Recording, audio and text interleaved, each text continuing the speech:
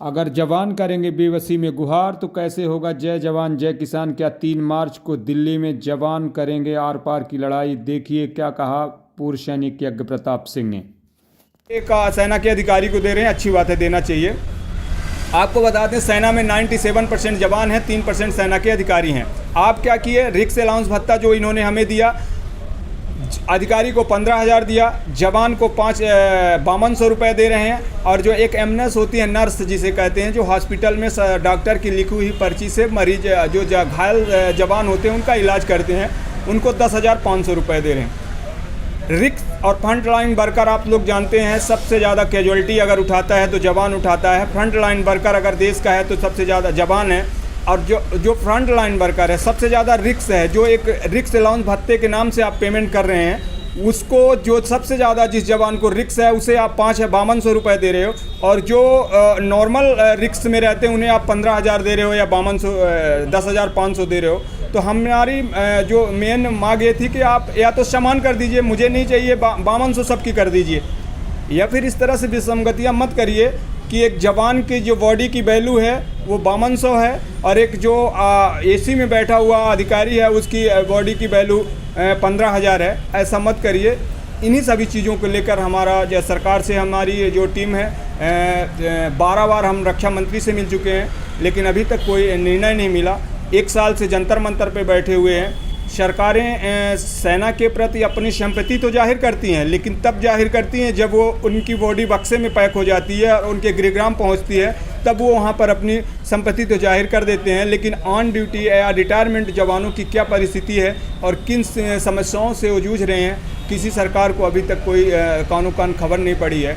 इसलिए हमने ये फैसला किया है कि अगर सरकार 29 तारीख तक नहीं मानती है तो भारत के पूर्व प्रधानमंत्री लाल बहादुर शास्त्री जी का नारा जो था जय जवान जय किसान, जिन्होंने 1964 को ये नारा दिया था, हम भी किसानों के साथ में बैठकर और उनके साथ मिलकर जय जवान और जय किसान एक साथ आंदोलन करेंगे। देखता हूँ सरकार क्या करती है और क्या करना चाहती है। तो सरकार के ऊपर डिपेंड करता है कि हम जवानों के हित में हैं या जवानों को हम मानते हैं। देश के अंदर आप देख लीजिए, मंत्री से लेकर संतरी तक सेना के सुरक्षा घेरे में रहते हैं। देश की सरहदें अगर आज सुरक्षित हैं, देश का हर व्यक्ति सुरक्षित है सेना के जवानों को लेकर। और जवानों की परिस्थितियां क्या हैं कि 1 साल तक हमारे प्रधानमंत्री के ऑफिस से महज 500 मीटर दूर पर बैठे हुए जवान की आवाज़ उनके कान तक ने पहुंची। इसे भाग्य कहें या दुर्भाग्य कहें, इससे ज़्यादा मैं कुछ नहीं कह सकता।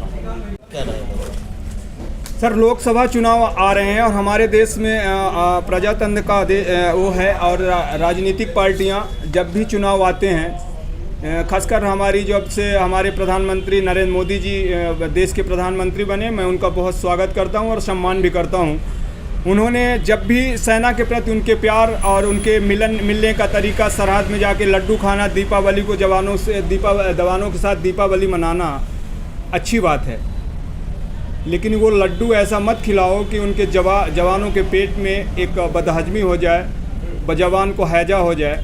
ऐसा लड्डू खाने से क्या फ़ायदा सर। 1 साल से तुम्हारे 500 मीटर की दूरी पर बैठे हुए पूर्व सैनिक, मतलब ऑन ड्यूटी जो जवान है उसका सम्मान है।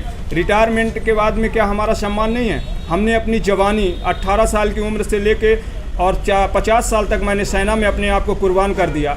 और जब हमें मूलभूत ज़रूरतों से गुजरना पड़ रहा, हमारे बच्चे बड़े हो रहे हैं, हमारी लड़कियाँ शादी के लिए हो रही हैं और हमारी जो मूलभूत समस्याएँ हैं उनको लेकर हम अप्रोच कर रहे हैं। आप अपनी तो पेमेंट बढ़ा लेते हैं, अपनी सुविधाएं तो बढ़ा लेते हैं। हमने छोटी सी बात कही है कि हमारी एक बेसिकली सैलरी जो सिस्टम है उसको बढ़ा दीजिए महंगाई को देखते हुए। जो कैटेगरी जवान है, जो युद्ध के दौरान घायल जवान है। और रणनीति हमारा जो फैसला है, हमारे दो फैसले किए गए हैं। एक तो भारत के रक्षा मंत्री और प्रधानमंत्री जिस भी स्टेट से चुनाव लड़ेंगे, हमारे प्रगट सिंह हैं जो इसके संरक्षक मंडल हैं, वो 95 वर्ष के हैं। जहाँ से भी ये लोग चुनाव लड़ेंगे, रक्षा मंत्री और प्रधानमंत्री, उनके खिलाफ हम चुनाव लड़ेंगे और लोगों को घर घर जाकर बताएंगे कि जिसको आप वोट कर रहे हैं ये वही शख्स है जो जवानों के, आपके बेटे और आपके बच्चे, आपके पति और आपके भाई का कितना सम्मान ये कर रहे हैं। आप लोग देखिए, हम तो पहले से इनसे निवेदन कर रहे हैं 1 साल से कि हमारी बात आप मान लीजिए सर। हम कोई नाजायज़ नहीं है, कोई देशद्रोही नहीं है। हम तो अगर मान लेते हैं तो हमको कोई आपत्ति नहीं। हम अपने पर्सनल के लिए थोड़ी नहीं कह रहे हैं कि हमारे घर में आके आप काम करिए। हम ये कह रहे हैं कि पूरे हिंदुस्तान की जो सेना है, जिसके सुरक्षा घेरे में हिंदुस्तान का एक छोटा सा बच्चा से लेके बुजुर्ग से लेके सब चीज़ उसके घेरे में है, और उसी को आप इस तरह से नज़रअंदाज करना अच्छी बात नहीं है। अग्निवीर योजना को लेकर भी आपने एक प्रश्न चिन्ह खड़ा कर दिया 1 करोड़ रुपए लेके, तो क्या इसमें क्या है, थोड़ी रोशनी डालिए। सर अग्निवीर, देखिए अग्निवीर इन्होंने बनाया, पता नहीं किस बेसिस पे बनाया, किस विचार से बनाया, ये तो इनकी सोच है। इनके जो सलाहकार हैं, जो सुरक्षा सलाहकार हैं, सेना को किस तरह से बनाना चाहते हैं मैं नहीं जानता हूँ। लेकिन आपको एक चीज़ ही छोटा सा बताता हूँ कि जो जवान 2 साल ट्रेनिंग करके और 10 साल सर्विस कर लेता है, तब भी वो सेना के परफेक्ट ट्रेनिंग के दायरे में नहीं आता है। और 6 महीने की ट्रेनिंग देकर क्या आप पैदा कर रहे हैं? अग्निवीर को कैसे आप दिखाएंगे? जब वो अग्निवीर रिटायरमेंट होके आएंगे तो उनको जो पूर्व सैनिक अभी वर्तमान में हैं उनको आप रोज़गार नहीं दे पा रहे हैं। तो जब वो 22 साल या 24 साल का जवान रिटायरमेंट आएगा, उसको कहाँ आप रोज़गार देंगे? छोटा सिंचापल दिया ना कि आप MSP जो रिक्स अलाउंस भत्ता है, सबसे ज़्यादा रिक्स किसका है, सबसे ज़्यादा कैजुअलिटी किसकी है? 44 जवान एक साथ शहीद हो जाते हैं, पूरे कंपनी की कंपनी कट जाती है। फ्रंट लाइन वर्कर कौन है? जवान है। तो जब तुम जवान के प्रति तुम्हारा स्नेह नहीं है, तो हम भी तुम्हारे प्रति स्नेह नहीं रखेंगे। पूर्व सैनिक जो हैं उन्होंने डिसाइड किया 2 आदमी जहाँ से भी चुनाव लगेंगे, भारत के रक्षा मंत्री और भारत के प्रधानमंत्री, उनके खिलाफ हम खड़े हैं। बताया कि